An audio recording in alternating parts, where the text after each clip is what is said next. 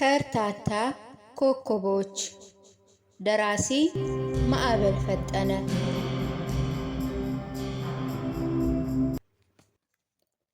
ክፍል 10 ዳንጉራ ተራራ። ማለዳው ብዙ ደስም አይልም።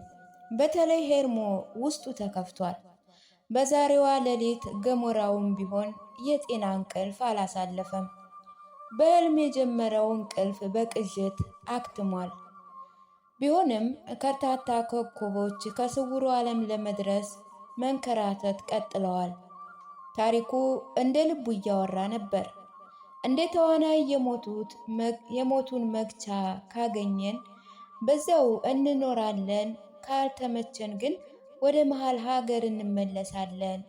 እኔ ከተመለስኩ ጎንደር መኖር ነው የምፈልገው አለ ታሪኩ። አዲስ አበባ አይሻልም? አለ ሄርሞ። አዲስ አበባ አየሩ መልካም ቢሆን ወደፊት ለሰው ልጅ ጥሩ መኖሪያ አይመስለኝም። ነገር ዓለሙ ዝብርቅርቁ ወጥቷል። ሁሉም ነገር ደስ አይልም። መስቀልቅል ወጥቷል። የውስጥ ጉድ ብዙ ነው። ከሊቅ እስከ መሃይም ወደ መዋዕት ነዋይ ተወርውረዋል። ሊቃውንቱም ከቀለም ይልቅ ለገንዘብ ፍቅር አላቸው። ያ መንፈስ ለእኔ አይመቸኝም። ስለዚህ ጎንደር ይሻለኛል። አንገርብ አጠገብ ጎጆ ቀልሼ የጎንደርን ወረብና ዜማ እየሰማው ሞትን እመርጣለሁ። ደግሞ ከስውሬ ዓለም ወደ ጎንደር ከተመለስኩ ብዙ የማጠናቸው ምስጢራት አሉ። አበው ጀምሮ የተዋቸውን የአቡሻሂር ቀመራን ማጥናት እፈልጋለሁ። መጽሐፍ ወዴት እንዳለ ደርሼበት ስለሆነ በመጽሐፍ የምሰራው ነገር አለኝ። ወደ ጎንደር ነው መመለስ የምፈልገው። የጎንደር ቀለም ሲናፍቀኝ ከሚኖር አንገርብ ዳር ጎጆ ቀለስ አድርጌ ብኖር ይሻለኛል አለ ታሪኩ። ግድ የለም፣ ዋናው ከስውሩ ዓለም ገብተን ከጥበብ ሴቶች የሞት መግቻውን ከጨበጥን በኋላ እናወራለን እያለ ታሪኩ ተምኔኑን ሲያወራ፣ ገሞራው ሲከራከር፣ ሄርሞ በማስታወሻው ሲከትብ በሽፍቶች ተከበቡ። ሁሉም ሽፍቶች ቀስት ቀስታቸውን አንግተው ፊታቸውን በጨርቅ ሸፍነዋል። ከእግራቸው ጫማ የላቸውም፣ ባዶ እግራቸውን ናቸው። ጥቂት ከፍ እንዳሉ ሽፍቶች ቀስት መወርወር ሲጀምሩ ሁለቱም እራዱ። ታሪኩ ከአንዲት ቁጥቋጦ ተሸጎጠ። ገሞራው ወደ ገደል ተንከባለለ። ሽፍቶች ከህርሙ ላይ መርዝ የተቀባ ቀስት ወደ አይኑ ቀይ ቢጤ ጥላ ለበሰ። የቆመበት መሬት ዞረበት። አከታትለውም ሲወጉት ሰማይ ወደቀ። መርዝ የተቀባው ሹል ቀስት ሆዱን ተርትሮ ሲገባ መንቀሳቀስ አቆመ። ሽፍቶች ሁለቱን ፍለጋ ወደፊት ገሰገሱ። ወደ ገሞራው ሲያጮልቁ ከገደሉ ስር ተወሽቋል። አስተካክለው ሊዘረጥጡት የቀስቱን ደጋን ሲወዱ ቀደማቸው። ከያዙት ውሃ ፉት ሲል ገደሉ ጨለመባቸው። ገሞራው ተሰወረ። ወደ ኋላ አፈገፈጉ። ገሞራውም ጥግ ይዞ ይመለከታቸው ጀመረ። እሱን ትተው ታሪኩን ማፈላለግ ጀመሩ። ታሪኩም የዋዛ ሰው አልነበረም። ታበርን ሲጠጣ ከፊታቸው ድርግም አለ። ዶክተር ሄርሞን ገለው እየፎከሩ ወደ ቆላው ወረዱ። ቀስታቸውን ከሄርሞ ሆድ ላይ ሲነቅሉት ሰውነቱ ድርቅ ብሎ ነበረ። ሕመም አልተሰማውም። ደግሞ ሞቷል። ወንበዴዎቹ ወደ ቆላ ሲያዘቀዝቁ ገሞራው እንባውን እያዘነበ ወደ ሄርሞ ቀረበ። ታሪኩ ከወዲያ በኩል እየተፈጠረ እየተፈጠረቀ ደረሰበት። አንገት ለአንገት ተቃቅፈው ቢያለቅሱም ውብ አይኑን ማየት አልቻሉም። ዶክተር ፈጽሞ ሙቷል። ሬሳውና ማስታወሻውን ተሸክመው ወደ ዳንጉራ ሚካኤል ገዳም ደረሱ። ከገዳሙ በር ሲደርሱ መቃብር ቆፍረው አፈር አለበሱት። ገሞራው አብሬ ካልተቀበርኩ አይነት ለቅሶ ነበረ። ግባ መሬት ከፈጸሙ በኋላ ወደ ደቀ ማርያም አቀኑ። ደቀ ማርያም ሲደርሱ ከገዳሙ በር ቁጭ ብለው ሲያለቅሱ ሌሊቱ ወገግ አለ። ገዳሙን መጥተው ተቀበሏቸው። በነጋታው ማለዳ ወደ ስውሩ ዓለም ገሰገሱ። ገና የ6 ሰዓት መንገድ ይጠብቃቸዋል። ሁለቱ የሌላ ዓለም ሰዎች ከምዕራብ ደቅ ገዳም ወደ ስውሩ ዓለም ሲገሰግሱ ውስጣቸው በሐዘን ቆስሎ ነበረ። ለጥበብ ሲንከራተቱ ሞት ጌጥ ቢሆንም የሄርሞ ሞት ግን ህልም ሆኖባቸዋል። ገሞራው እስከ ወዲያው ዶክተር ሄርሞን የሚረሳው አይመስልም። ዶክተር ሄርሞ የመጀመሪያውን ጥናት በወጉ አድርጎ ከህዝቡ ጆሮ ለማድረስ ለራሱ ቃል ሲገባ ስቅስቅ ብሎ እያለቀሰ ነበረ። ገሞራው ሄርሞ የከተበውን ጥናት አጥንቶ ሲመለከት ከቆየ በኋላ ይህ ክታብ ዳጎስ ያለ መጽሐፍ ይሆናል፣ በመጽሐፉ መልክ ቢታተም ምን ይመስልሃል? አለ ወደ ታሪኩ ዘወር ብሎ። መታተሙ መልካም ነው፣ ነገር ግን ለሄርሞ ፍቅረኛ እንዳለችው ግልጽ ነው። አሁንም ድረስ ይመጣል ብላ ተጠብቀው ይሆናል። ድንገት በሬዲዮ ሲተረክ ብሰማው ራሷን ታጠፋ ይመስለኛል። ይህንን አስበዋል? አለ ታሪኩ። በቃ ይቅር፣ የእሱን ጉዳይ ተወውና ይልቁንስ እናቱ ብትሰማ የአእምሮ በሽተኛ ትሆናለች ብሎ የሄርሞን ማስታወሻ ወደ ኮፊዳው ሰገሰገው። ከዚያም ራሱ ሲመለስ የማይችለውን ጥያቄ አንስቶ ድጋሚ ስቅስቅ ብሎ አለቀሰ። ዶክተር ሄርሞ በ30 ዓመቱ ቢቀሰፍም የ23 ዓመት ፍቅረኛ እንዳለችው በተደጋጋሚ ሲናገር ገሞራው ሰምቶታል። ያን ሲያስብ ሄርሞ ቀርቶ ራሱ ገሞራው ሙቶ ቢሆን ቀላል እንደነበረ ገምቶ በራሱ ላይ ሞት ከፈረደ በኋላ መቼስ ምን አደርጋለሁ? ሞት የተፈጥሮ ምስጢር ነው። ከስውር ዓለም ገብተን እንደ ተዋናይ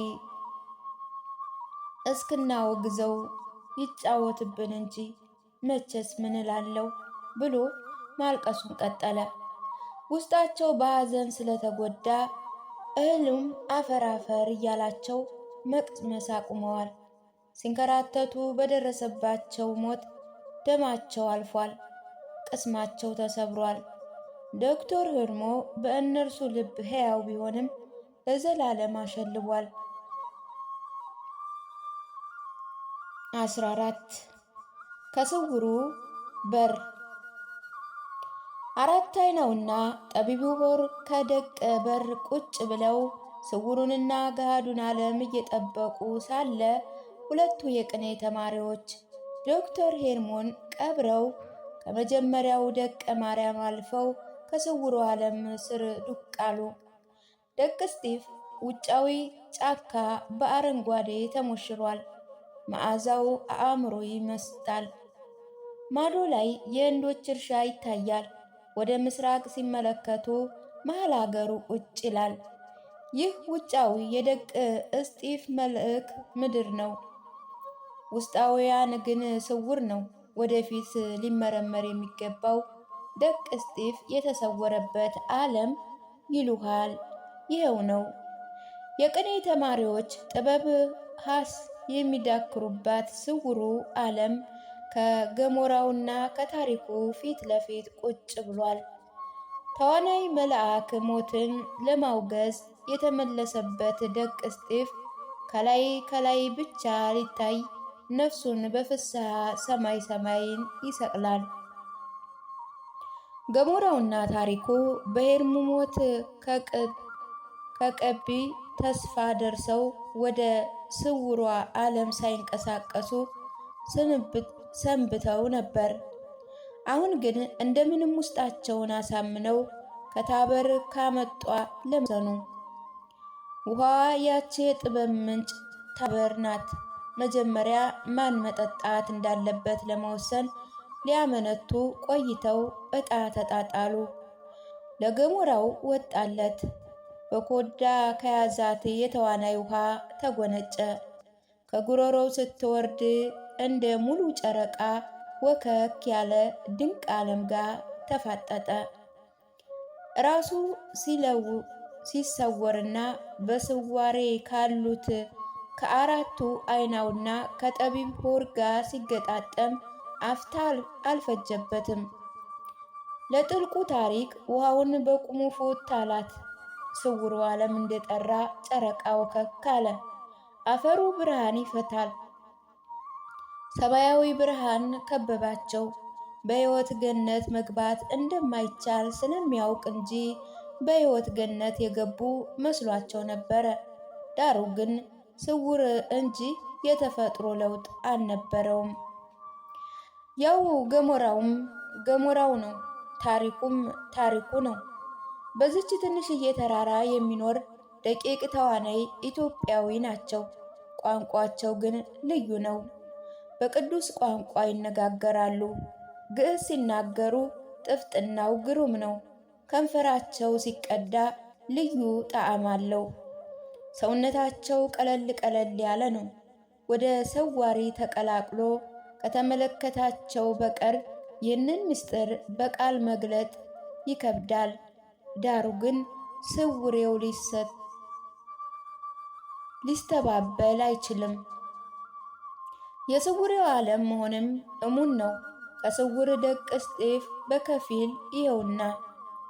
ገሞራው ወደዚህ ዓለም ሲገባ ከሐሳብ ያናወጠው የነበረ ሁከት ሙልጭ ብሎ ጠፋለት። ወደ ስውሬው ዓለም ገብቶ ግራ እንደተጋቡ ከወዳ ማዶ አንድ ጥርስ ፍንጭት ሰው እየሳቁ ከተፍ አሉ። ገሞራው ሰይጣን መሰለውና በተደጋጋሚ ያማትብ ጀመረ። መስጠም አጋንንት ቢኖረው ኑሮ ያንን መጠቀም በወደደ ነበረ። ሰውየው እየቀረቡ ሲመጡ ገሞራው አይኑን ማመን አልቻለም። አይኖቹን ከፍቶ መልሶ ደረገማቸው። አይኖቹን ሲከፍታቸው ሲከረችማቸው ሰውየው በፍጥነት እየቀረበ መጣ። ጠቢቡ ሆር ነበሩ። እነሱ ዶክተር ሆርሞን ቀብረው ከስዋሬው ዓለም በር ሲደርሱ አሳያቸው። በደመና ቀድመው ወደ ተዋናይ ዓለም ገብተው ከራርመው ገሞራው እንደ ጨረቃ ወከክ ያለውን ዓለም ሲመለከት በመሃል ሀገር የሚወራው ሁሉ ትንሽ እውነት ይኖር ይሆን? ሰውን ወደ አህያነት ለውጠው ይሸጣሉ። በሬ አድርገው ያርሱታል፣ ፈረስ አድርገው ይጋልቡታል የሚለው በእኔ ሊደርስ ነውን? አታጋልጠኝ ነው ማለት። አታጋልጠኝ ጌታ ሆይ፣ ጌታዬ ፈጣሪ አንተ ጠብቀኝ፣ እኔ አላውቅበትም።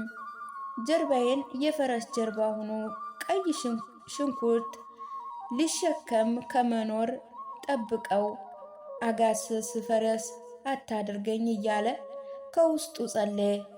ከዚያም አንደበቱን ከፍ አድርጎ ጌታ ሆይ የሰራዊት ጌታ ወዴት አለህ? አታጋልጠኝ፣ ከርታታው ልጅን አንተ ጠብቀኝ አለ። አምላኬ ወዴት አለህ ማለት ነበረ።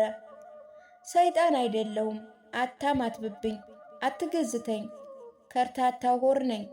ጎንጆ ደብረ ጥበብ ከዋርካው ዛፍ ላይ ሁነህ በደመና ስጫን ያየኸኝ ከርታታው ሆር ነኝ። ታሪኩ አብሮ መጣ ማለት ነው። እንኳን ደህና መጣችሁ። ሰይጣን ብትጠሩት አይፈርድባችሁም ነበረ። ዳሩ ግን ሰይጣንን ከመሃል ሀገር ጥላችሁት መታችኋል።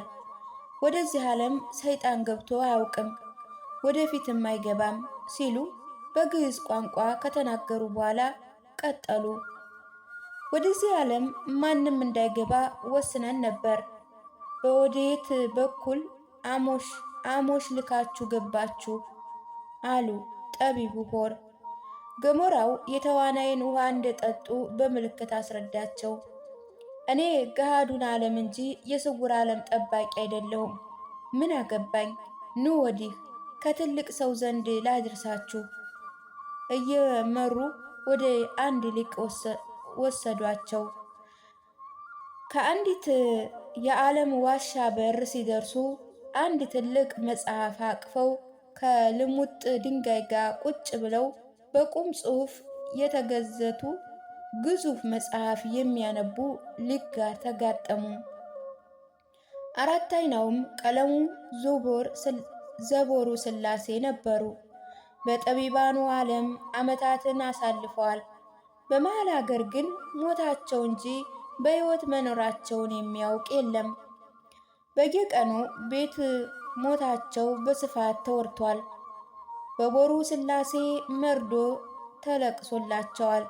የቦሩ ሥላሴ ሊቃውንት ፍትሐት ፈትተውላቸዋል። መወደስ ዘርፈውላቸዋል። አባታቸው በአራት አይና ተፈራ ከጎጃም እስከ ጎንደር ከትግሬ እስከ ሸዋ በየቅኔ ቤቱ ተንከራቶ ተስፋ ቆርጠው መርዶ አቁመው አልቅሰው ቀብረዋቸዋል። መቃብራቸው ግን ይህ ስውሩ ዓለም ነበር። ገሞራው አሁንም ሰዎች እንደ ሰው ለመቀበል እያመነታ ነበረ። በተለይ ጠቢቡ ሆርን ባገኘው ኑሮ ምን ሊለወጥ እንደሚችል ሊያስበው ጨነቀው። ሆር ወደ አራት አይናው ወሰደው፣ ማስተዋወቅ ጀመረ።